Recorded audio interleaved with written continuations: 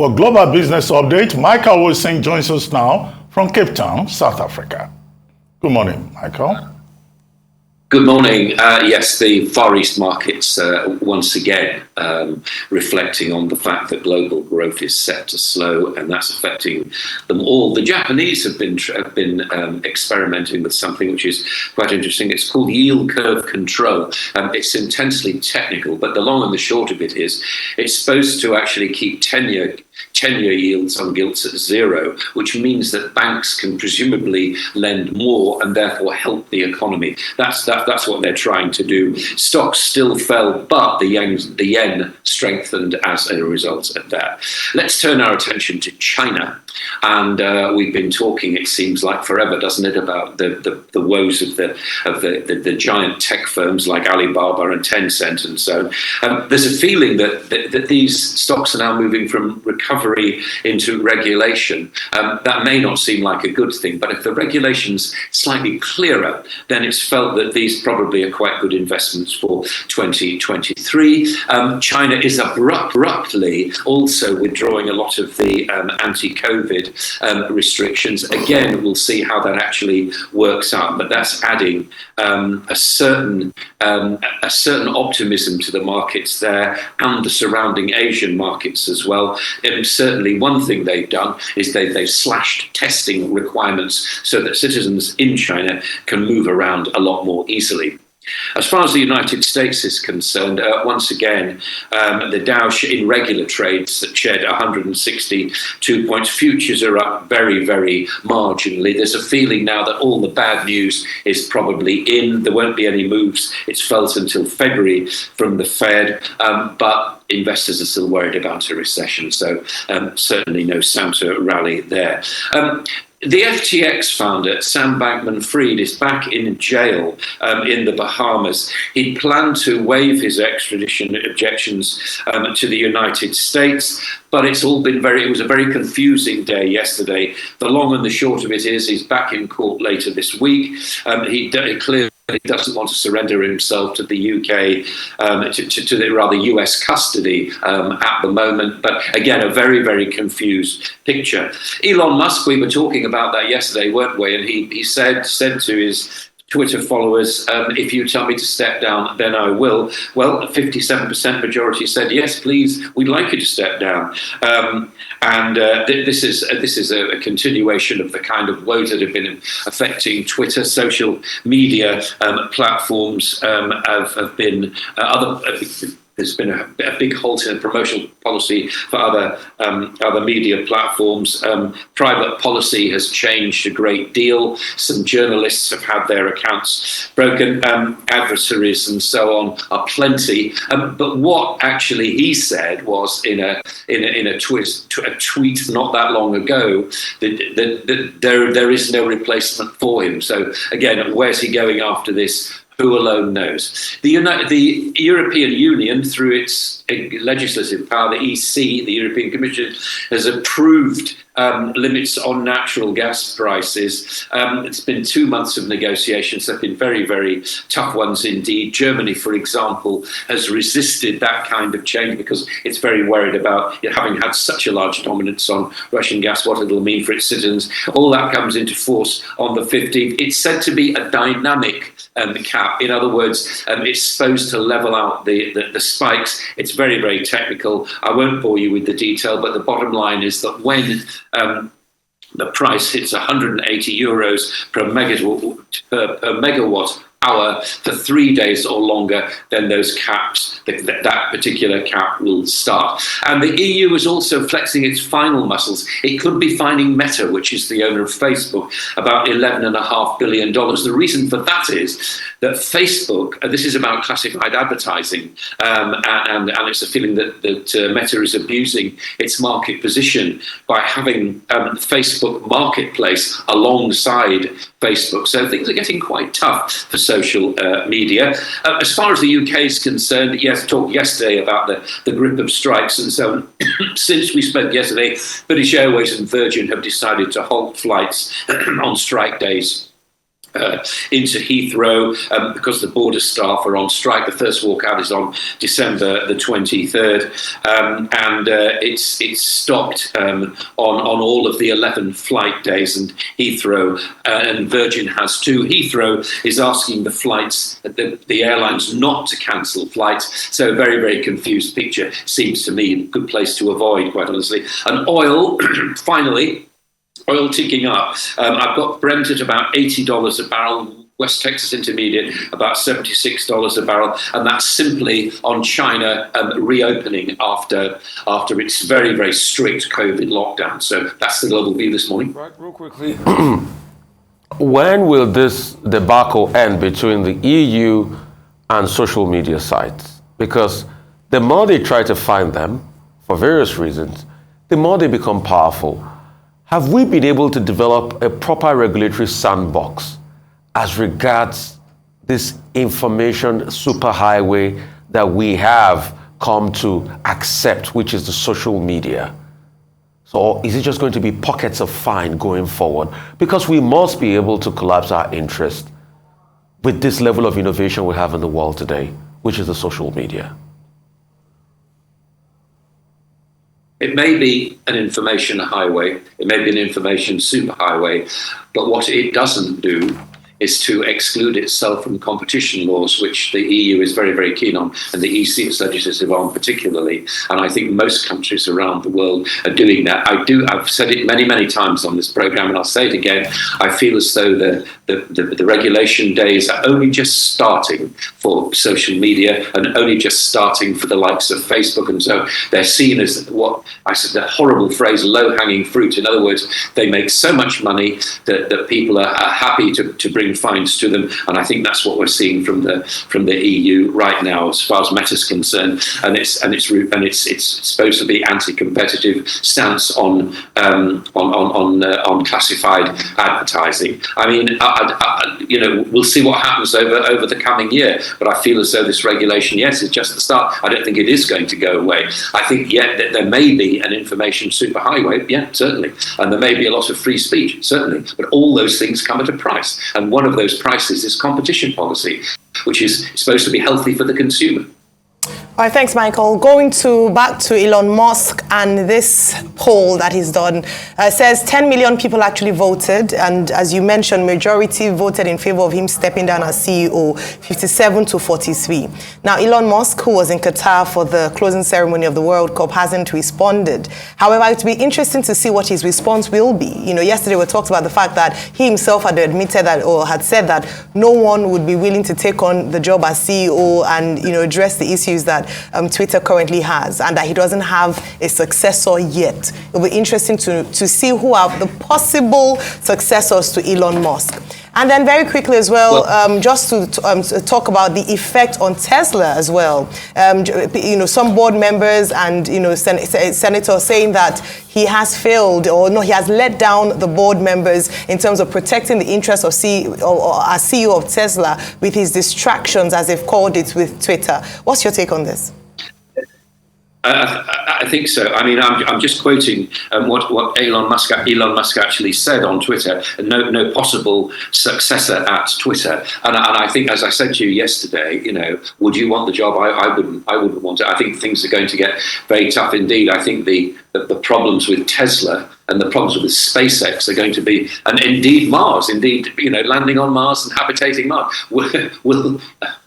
a lot of people are saying that those problems are nothing compared with the ones that face Twitter at the moment, because nobody's quite sure how this platform, whatever you think about it, is actually going to make money. And he, as he himself said, no possible successor at Twitter. And yet, people, or at least it appears as though the majority of people voted for him to stand down. Now, there may be a lot of malicious comments in that. Who knows? But that's what he said. He said he would be bound by it. So let's see how it develops. I have no idea. I don't know anybody that would want to take that role, because if you're going to be the managing director or the CEO of a company, you have at least to have some idea of where the company's supposed to be headed. And at the moment, we have no idea at all. It's not a job that anybody would want.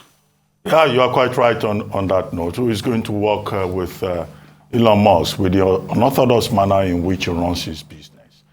Chaos, uncertainty in Twitter, such that on Wall Street, Tesla has now even been downgraded for no reason other than that the confusion at Twitter, the public backlash against Elon Musk is affecting Tesla, which is also his company. But you talked about the border officials who are going on strike and all the flight disruptions. I would have thought that the bigger problem is the NHS meltdown. Pat Cullen, the boss of the Royal College of Nursing, is asking the Prime Minister, talk to us and give us a deal that will not make you break the bank. But the Prime Minister says the demands are unreasonable. And Steve Barclay, who is supposed to meet with 3 unions today, is not necessarily proposing any serious solution. He just wants to get a 9-9 cover for people who cannot have access to ambulances. Do you think that this crisis, if it goes on, could be the beginning of the end of the Sunak leadership, particularly as the majority of people in England seem to be behind the nurses? I think it could be the beginning of the end for an administration. Strikes in the past have brought down governments in the United Kingdom. The difference between today and then is that there aren't a similar kind of membership total, I think is what I'm trying to say, of unions that there has been in the past. And we haven't heard from the train passengers. We haven't heard from the NHS users. All we've heard is we've heard from the nurses union. We've heard from the government, and we've heard from people who, as journalists, are getting picked up on the news broadcasts who are actually suffering. But the great silent majority of the United Kingdom has not actually voted yet, and we don't know. Yes, it could bring down the government.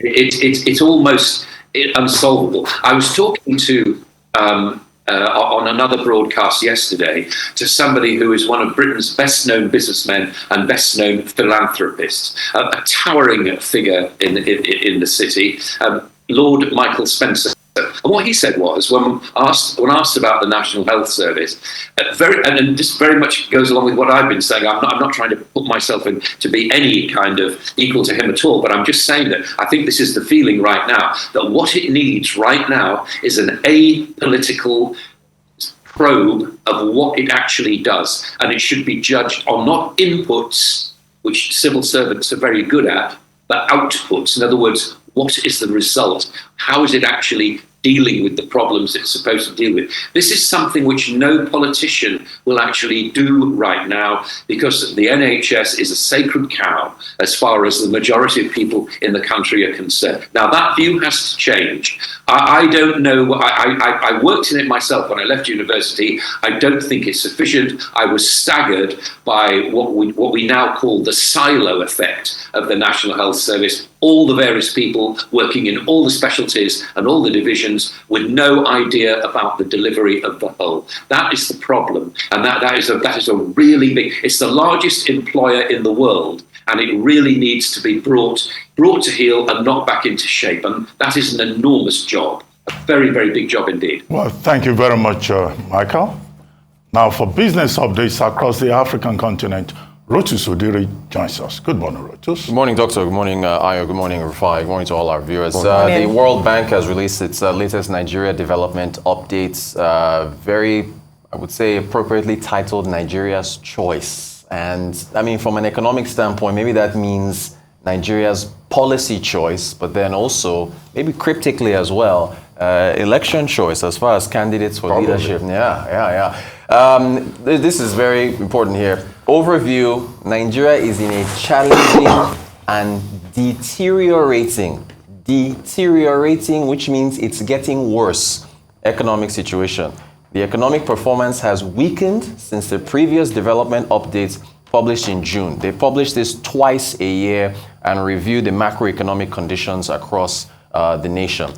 This charts really, just as far as our oil issues, The light blue chart is oil prices. Oil prices and our fiscal revenues have been, it's like a choreographed dance. They've been moving in tandem. You can see from 2010 up at 13% of GDP. They both moved all the way down to when the first recession of Buhari's presidency in 2016 hit. They both went in tandem and then rose up when the economy recovered 2017, 2018, and then dipped again. But look at 2020. So your black line is revenue, or dark blue is revenue for Nigeria. Look at the disparity. No, let's go back. Let's still stick with that first chart. You can see the blue line. If we go back, if we see the blue line rocketing all the way upwards to about $100 per barrel, yet you can see Nigeria's revenues staying where they are on oil theft, infrastructure challenges, so on. Next chart, pretty much the same story. This is dark blue is our reserves and our ability to defend the currency. And you can see the light towards the end to the right, oil prices up and your reserves have not moved. And don't be confused, the right side of the chart is price per barrel. The left side is $1 billion. That's where our reserves are, which are about 38 billion now. We move on from there as far as what they pointed out. This is very, very interesting here. This is our exchange rate. Remember, we're talking about Ghana and we've talked about other nations, especially Ghana's cedi being one of the worst performing currencies in the world, down about 40%. But the external reserves, which is your dark blue line at the bottom there, you're seeing where it is. Now, the light blue line is the official exchange rate, which from about February of this year going to November has only depreciated about 5%. However, if you use the gray line at the top, the parallel market rate, you can see it going from about 425 to almost 800, where it was at that peak a while ago. That's a depreciation of about 40-45%, which if you were to use the parallel market rates, the Naira has depreciated at almost the same level as either the Sri Lankan rupee or even the cedi. We move on from there, and this is another very pertinent chart from the World Bank. You're looking at GDP growth, the bars, the dark blue bars, and then the horizontal line across, the horizontal light blue line is your population growth. So you can see that from your 2010s through about 2014, we're averaging growth of about 6-7%, in fact, almost as high as 8% back in 2010, and then it leveled off when the recessions hit, COVID, and so on and so forth. So now, towards the further right, from about 2021 through what they forecast for 2024. By the way, they've forecast, I think, 2.9% GDP growth for next year. We're barely growing above population growth, which means that our ability to be able to lift people out of poverty and so on and so forth, strain on our resources, is going to be very difficult. Again, I repeat, deteriorating economic situation. After that, they talked about inflation, and this is very key here. They said as many as 5 million Nigerians have been pushed into poverty as a result of inflation in 2022. The World Bank estimates that between 2020 and 2021, inflation pushed about 8 million more Nigerians below the poverty line. I'll get to that figure, 1.12, in a second, increasing the total number of poor people to about 90 million. Higher inflation in 2022 is estimated to have pushed an additional 5 million Nigerians into poverty. And then if you jump ahead, you'll now see the chart that they're talking about, where you actually see those. Let's take a look at the chart where there it is. So that's before the price shock, and then it now moves to 2020, 2021. The light blue line is the additional number of people that fell into poverty. So when you think about where inflation should be as a priority for this administration, every month when the jobs numbers come out, Joe Biden talks to Americans and tells them where inflation is. Rishi Sunak has made inflation his number one issue. The urgency doesn't seem to be here, but the World Bank is telling us that, and by the way, we've openly questioned even whether that 21% is even accurate, whether it could be higher. Inflation is literally making Nigerians poor and causing a lot of financial issues for a lot of people in this country. We move on to Ghana. Ghana has essentially, I think, technically defaulted on its debt. This is a letter from the Ministry of Finance saying that they were going to suspend payments on select external debts, Euro bonds, and so on and so forth. I think the market kind of priced it in because Ghana's Eurobonds are trading in junk status, about 35 cents on the dollar. So, but anyway, they want to give enough time to be able to talk to their creditors. And then Kenya, the IMF has disbursed, I think, an additional $447 million to Kenya. And the funds are essentially supposed to assist them with respect to, I think we take in total they've disbursed about $2.4 billion now to Kenya. And if you look at the purpose of the disbursement, it's supposed to assist them with their budgets, COVID shocks, exogenous shocks, and so on and so forth. So yeah, so there it is. Kenya debt vulnerabilities, which we talked about extensively yesterday, support for COVID response, support against exogenous shocks, and then enhancing governance and broader economic reforms. That's what we're seeing with three big economies on Africa. Three big economies, the same problem. Yep. You see? Oh yeah, the Kenya shilling has fallen to a new low. Before Uncle. Yeah, exactly. Before Uncle. Of course. With all of this happening in Kenya, it will not fall. Of course. And this is a new low. This is with Kenya shilling that used to be about 100. Yeah. At the point, now it's now 123. Yeah. You get, that's 123 Kenya shilling to $1. But a lot of people even still argue that what is our naira to the dollar? Hey, over 700. 770 as In fact, we've lost track. Yeah. But these are the same problems. And the IMF was, knock on wood, correct about this. The World Bank was correct about this. Inflation is the tax poor people pay on incompetence. Yep.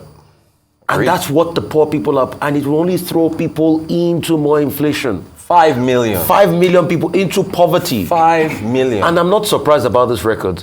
Look at also the numbers. The time we ought to be making money. Crude oil revenues have gone up. Now we are not making because of crude oil theft. Qatar and the World Cup, right? Yeah. Qatar is making a lot. They've been able to develop their economy with the World Cup. You can see how jobs are going. And that's why, please, it is not a joke for 2023. Whoever comes in, we must be able to get monthly job numbers. You know why? It's only accountability that can lead us. Agreed. If we are not getting monthly job numbers, it is like a child going to school, doing exams, but doesn't want to see the results because they know they are not doing well. Right. You need to be able to see the results as an appraisal tool. But I'm not surprised. Look at the fiscal numbers, the fiscal revenue. Everything is plummeting. We're in dire strait today. To pay our debt have become problematic. Yep. Look at our debt's revenue to service ratio. Yep, they even talked about that, just because of time. Look at the numbers. Yeah. The numbers are down. So even the resource we have to be able to shape up the economy, which is crude oil, we can't even make anything out of that again. But I keep arguing, Rotus. Nigeria, as with every African country, has got so much potential. Nigeria is the best kept secret, but we don't have leaders that think properly. That's why Nigeria's choice. Yes, we've not been able to unlock gas. Look at the gas party going on in the world now because of the Russo-Ukrainian crisis.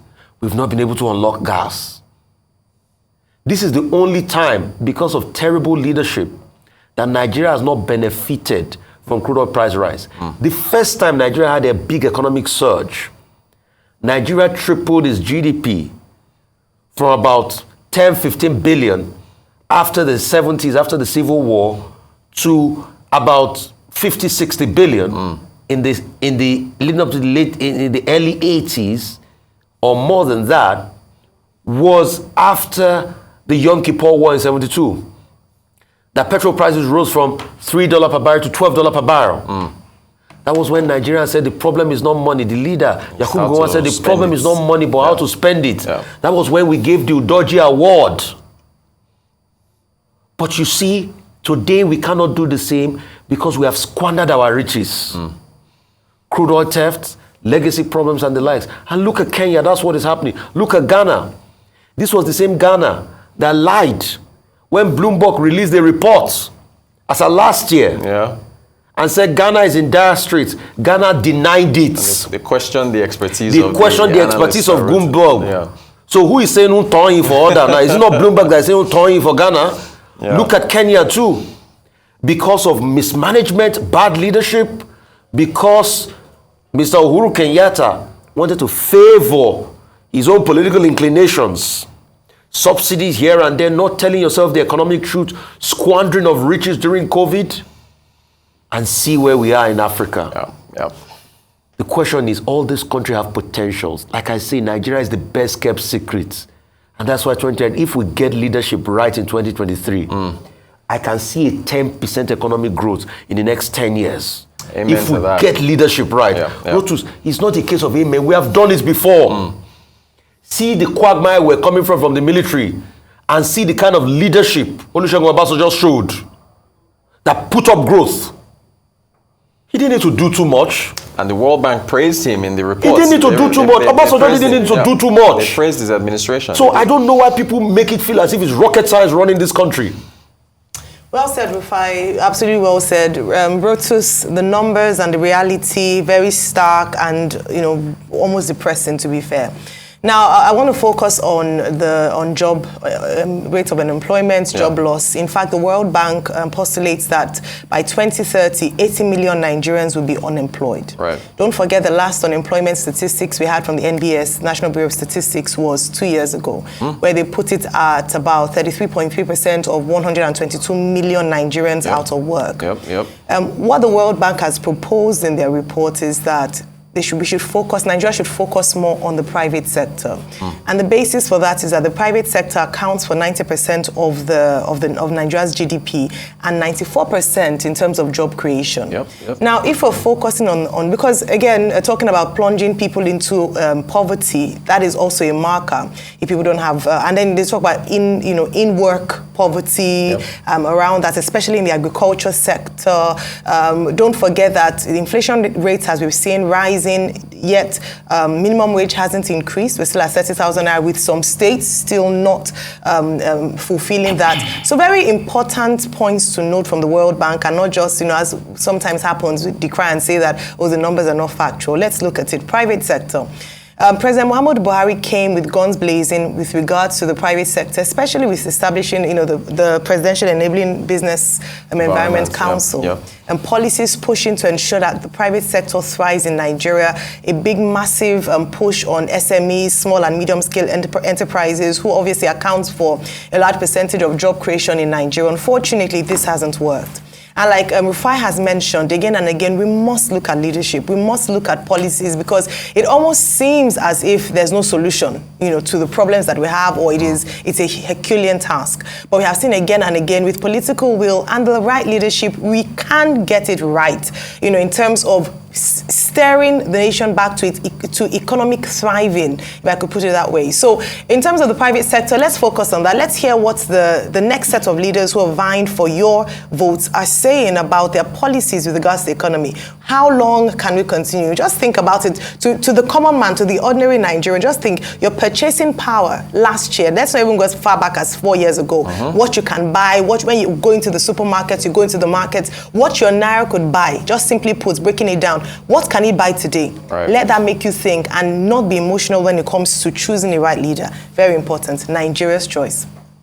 Okay. Let me start with Nigeria. With the Nigeria Development Update by the World Bank, which was in fact presented last week by the chief economist of the World Bank in Nigeria, and the country director anyway. Now, in terms of content, the report is telling us everything that we already know about tight fiscal situation, weak macroeconomic framework in Nigeria, foreign reserves falling, Nigeria not being able to take advantage of the rise in the global price of crude oil, and how Nigeria's problem is revenue, whereas it has the opportunity to make better revenue. And in the face of all of this, population of Nigeria, according to that report, is growing at 2.6%. Inflation is rising, high on high. Unemployment rate is very high. One report was even saying that unemployment rate in South Africa is 39%. One of the things that Ramaphosa now has to deal with, after winning the battle within the ANC. But the other two countries that that particular report mentioned are Namibia and Nigeria. Indeed. Two countries with higher rate of unemployment, according to this other report. But the thing about the Nigeria Development Update by the World Bank is that there is some optimism there.